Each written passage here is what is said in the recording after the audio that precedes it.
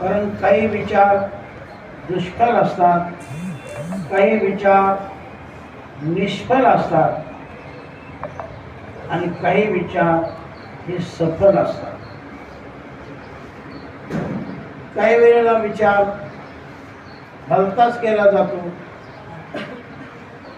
की गाढवाच्या अंगावर किती केस आणि कावळ्याला किती दात आहेत हा देखील विचारच आहे, पण हा निष्फल विचार आहे. तर आपल्याला निष्फल विचार करायचा नाही, दुष्फल विचारही करायचा नाही. तर या ठिकाणी सफल विचार करायचा आहे. सफल विचार सांगणारा हा श्लोक आहे, जीवनाचं कल्याण करणारा हा श्लोक आहे.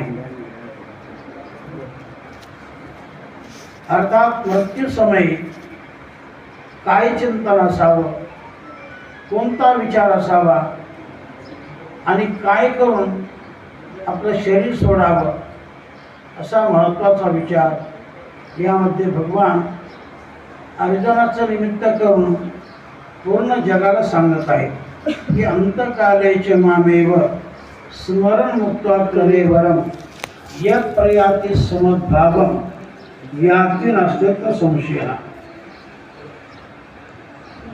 तेव्हा मरण हे प्रत्येकाला आहेच. कोण कुठं जाईल, कसा जाईल, कधी जाईल ही गोष्ट जीवाच्या हातातील नाही. पण आपण काय करून जावं, जीवनामध्ये काय करावं हे अति महत्त्वाचं आहे. संसार करून कोणी जातं, पण जीवनामध्ये जाताना आपण परमार्थ करून जावं, परमार्थ करून जावं, परोपकारी जीवन जगावं, आपल्या जीवनाचंही कल्याण करावं आणि इतरालाही कल्याणाच्या मार्गी लावावं. एकंदर आपणही चांगलं जगावं आणि दुसऱ्याला देखील चांगलं जगून द्यावं, हा देखील परमार्थ होय.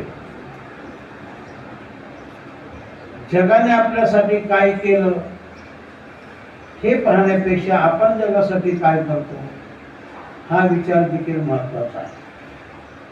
जेवढं आपण परोपकारी जीवन जगू तेवढं आपल्या फायद्याचं आहे, आपल्या प्रगतीचं आहे.